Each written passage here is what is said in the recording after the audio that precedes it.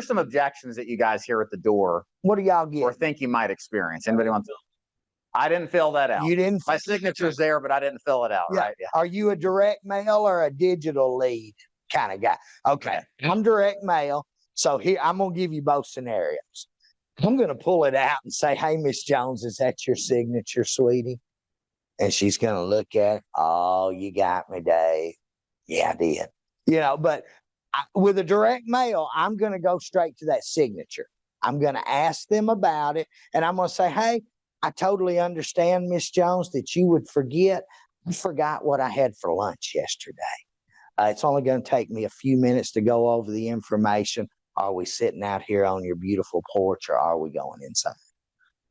Now, for you, you've got a hobby, an email, something that we can work with. I'm sure most of our digital leads come in with the hobby. The way I train my agents is to go straight for that hobby first. Say, what is it you always use, Dave? Your hobby is spelunking. Can you tell me what spelunking is? You know, honestly. But yeah, we'll go after that hobby. And we want them to smile. You know, once I get them to smile, I'm in. I'm going. I'm not stopping. Once you smile, you done messed up. But as far as our objection, we're going to go back to the same several objections, and we're going to acknowledge what the client, what their concern is. We're going to acknowledge it, and then basically we're going to sweep it right under the rug, and we're going right back to why we're there. So you tell me that you don't remember filling it out. Hey, Miss Jones, that's no problem. Like I said, I don't remember what I ate for lunch yesterday. My job, like I told you, is to deliver this information that you requested, and whatever you do with it is totally up to you. Are we sitting outside or are we going in? So I want to jump in here and ask you guys a question. That objection rebuttal, what is the most important part of that to always say? That's important. I think there's one other thing that's slightly more important than that. Always be, thank you. Always be closing. Yeah, we're going to close every time we open our mouth. So what was that close? It was, do you want to sit out in the porch or should I come in, right? Yeah. Now, why is that important? Let's think about this. First of all, you are leading this presentation, right? Your client is following you. That should be the dynamic of play, is you're leading them in the direction you want them to. When you close, you're telling them to make a decision. If you don't close, they have to think and decide for themselves, which is very hard. It's better if you just tell them what it is that you want them to do. Now, what about the close that David did? Do you want to sit out here in the porch or should I come in? Is powerful. Anybody know why that closing this way is the best way? What choices? A yes or a yes, right? Notice what option is not there. Me getting back in the car. Right. Not leave. Now, I'm not saying that they won't say no. Yeah. But when you program your conversation to only offer a solution that is, yes, I'm coming in here to your house, or I'm just going to listen to you at the porch, you win. You're creating and framing a way to communicate to get what you want more often. Yes. This is as opposed to saying, are you interested? Because they could answer what? Heck no, I'm not interested. Right. Is now a good time? It's never a good time. No, I'm busy. You know? Yeah. So make sure if you take one thing away from this conversation, and this, you'll see this as a recurring theme throughout all of today's presentation, is you have to think about the choices you give them. And they have to be a yes choice or a yes choice on objection handling. And notice the same thing when he was opening the script itself, right? You want to sit out here or should I come in?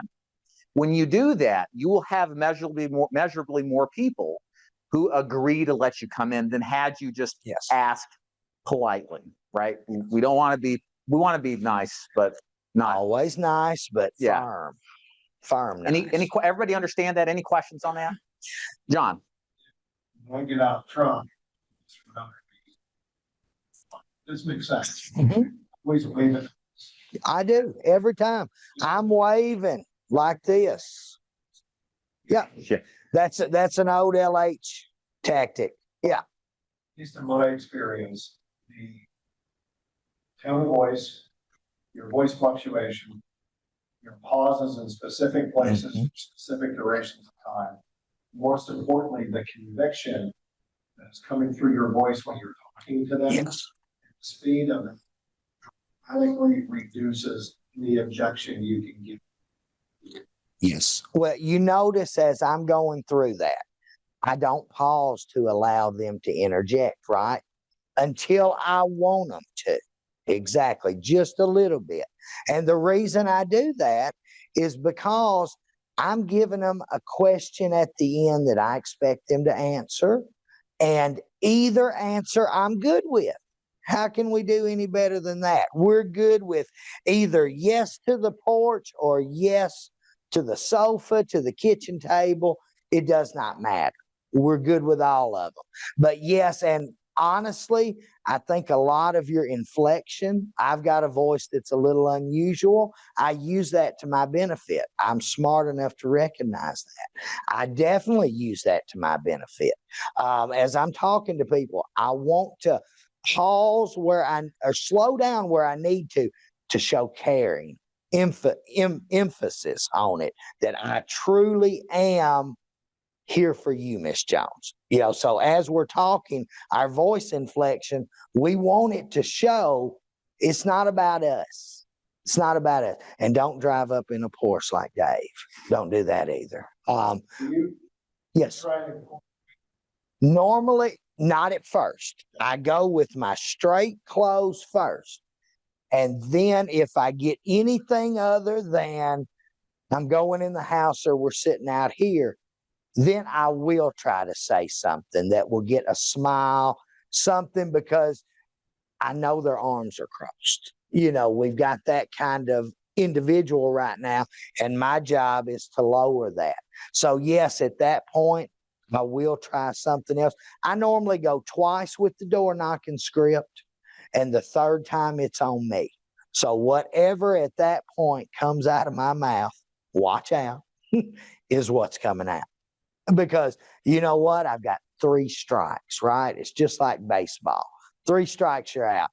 I do it twice by the presentation. Next time, I don't know what it's going to be. It's going to be Babe Ruth out there in Wrigley Field calling that shot is what it's going to be.